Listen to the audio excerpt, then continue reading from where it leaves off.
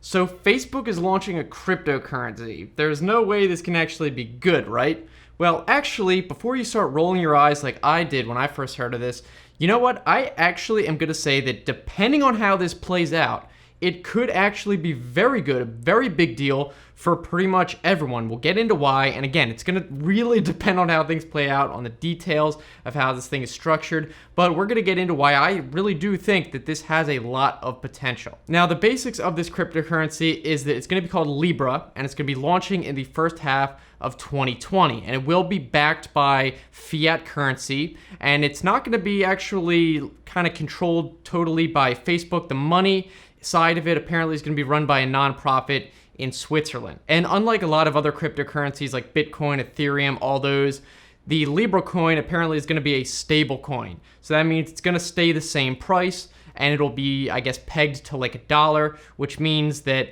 the price is not going to change. It might have tiny little fluctuations, but the reason it will stay the same is because Facebook will presumably allow you to, at any time, either buy it for whatever the price is or sell it and exchange it for actual money at that price. So say it's $1 per coin.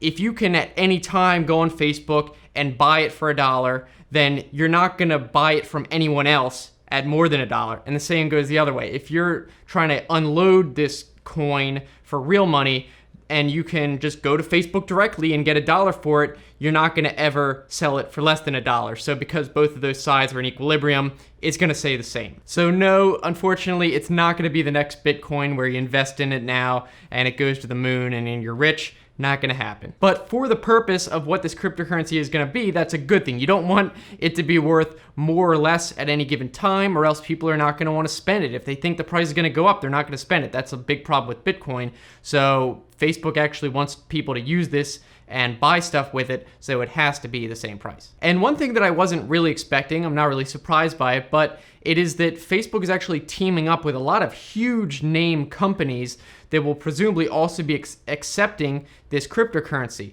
So these include like Uber, Lyft, Spotify, PayPal, eBay, Visa, MasterCard. So there's 27 of them in total. These are just some of the big ones. So that means that this could actually be a real deal, something that people might actually get into the mainstream. And what I also like is that Facebook is not going to be like a dictator over this currency. They're not going to be in total control over it. They're going to get one vote along with, I guess, all the other 27 founding companies. I'm not sure if there's going to be more, but basically each company that contributes to it gets a vote. So it's not like Facebook can just kick people off and do whatever they want with this currency. And that obviously is good for all the companies that want to use it. They are not going to be basically accepting money that another company controls, or else it would not be very trustworthy. Another big thing to note is that because there's so much criticism surrounding Facebook with privacy and all that, Facebook created a new subsidiary called Calibra, which is going to be creating the wallet separately from Facebook. Obviously, they're still going to be under the Facebook umbrella, but they're going to be creating it somewhat independently. So that means that all your Facebook data won't be commingled with the wallet they're creating under this Calibra company. I think the wallet's also going to be called Calibra. So supposedly that means it's going to be more privacy conscious, and if you are using it with Facebook, that doesn't mean that all your Facebook activity is going to be necessarily associated with your purchases, and obviously that would be a pretty much deal breaker for a lot of people, I think. So obviously this Calibra wallet will be standalone, but also built into like Facebook and WhatsApp, so it'll integrate, but it will be technically separate. And another thing to note is that Facebook supposedly says that they are going to allow third parties to create their own wallets, so you don't have to use their wallet, and they're not going to have a monopoly over the wallets, which I think is a critical part and why I believe this could be a good thing, and we're going to get to that. Now, you might be thinking, well, why is Facebook creating this cryptocurrency? What's the point of this?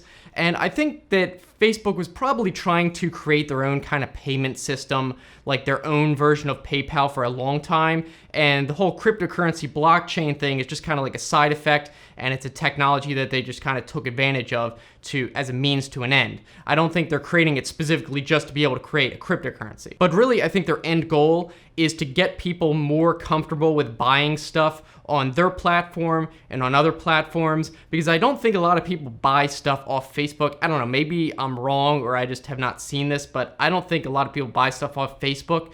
I don't think it's really something that most people think of when they go to buy something. But I guess the idea is if they can create this cryptocurrency or this whole wallet thing where so many companies are using it that it does go mainstream and everybody has it, then it's very easy if someone sees something on Facebook, instead of having to like put in all your credit card details, blah, blah, blah, then you just have to press a button and it comes from your cryptocurrency wallet. It buys it that way. And obviously these other companies are going to benefit, because if there is this one type of payment system that everybody uses and everybody's comfortable with, then that is going to facilitate easier transactions for every company involved. Another huge question you're probably thinking is, what is the point of the consumer for using this? Why would you even bother using this over something like Venmo or PayPal to send money to friends?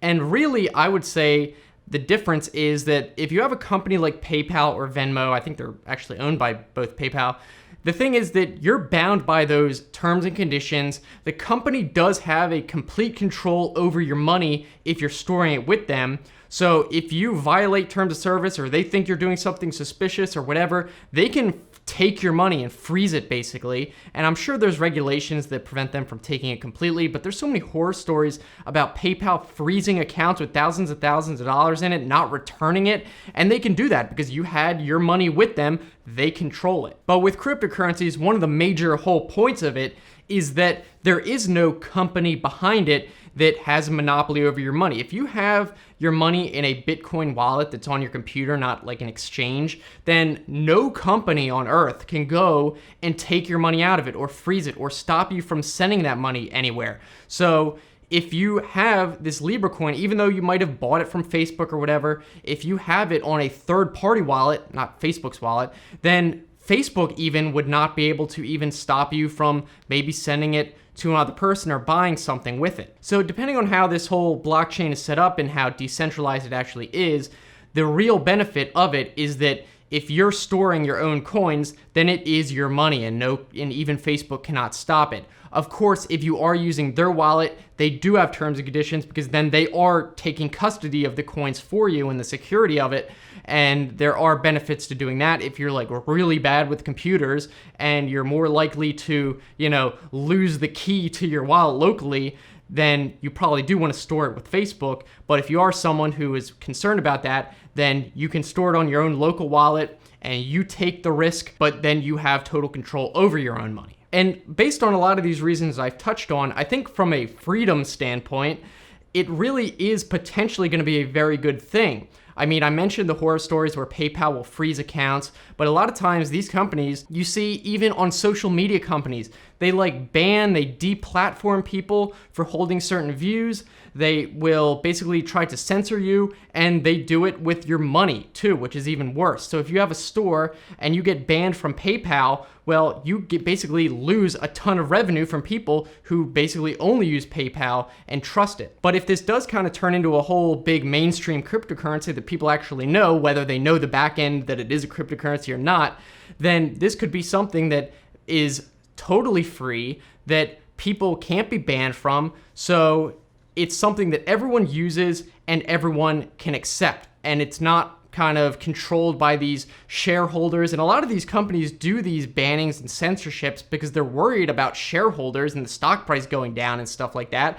But if it's just out of their control, then they don't have to even worry about it. And one of the cool things I think is because it does have the whole Libra side of it, and then you'll be able to use a third part of it. You can kind of use it however you want. You can use it as a centralized thing through their system, and then it'll basically just be PayPal. Or if you do want to, you can use it yourself, and it'll be more of like a Bitcoin type thing. So you can kind of use it however you want. And obviously this is not going to be as free as something like Bitcoin, and it's not going to be ever as decentralized as Bitcoin or another totally free cryptocurrency, because it can't be if a lot of these huge companies are going to be using it. They don't want something that is not going to be regulated at all to be used as their form of payment. And it is good, though, that I think that it's kind of like more of a voting system instead of Facebook being in control of it. So at least if they are going to do something huge, then all the companies have to at least presumably majority of it agree on it. Now, am I happy that Facebook is the company that's creating this cryptocurrency? Not exactly, but I think that you don't really have that many options for a company as big as Facebook to create something like this that actually has a chance of becoming mainstream. So if it has to be Facebook, it has to be Facebook. The only other option I think would be like maybe Apple or something like that. But really, how many other companies have this kind of reach? So again, depending on how this plays out, depending on how actually decentralized they make it, I do think this could be an awesome step forward. It could be like the PayPal, what PayPal should be, where it's something that everyone uses, everyone accepts, and everyone trusts, but at the same time, it's not overly controlled by a corporation, which obviously does not have anyone's interests at heart. So you can let me know what you guys think. Do you not trust this at all? Are you waiting to see? I think a lot of people who don't understand cryptocurrency might just assume that this is just kind of like Facebook's new payment system, they can control it, but it's going to depend. It really is going to depend on how they structured this thing. It actually could potentially be something where they don't have control over it. So I wouldn't hold your breath, but at the same time, don't 100% just dismiss it. We will have to see how this plays out. So again, let us know what you think down in the comments. And if you want to keep watching, I'll put some other videos right here that you can just click on. So thanks so much for watching, guys. I'll see you next time. Have a good one.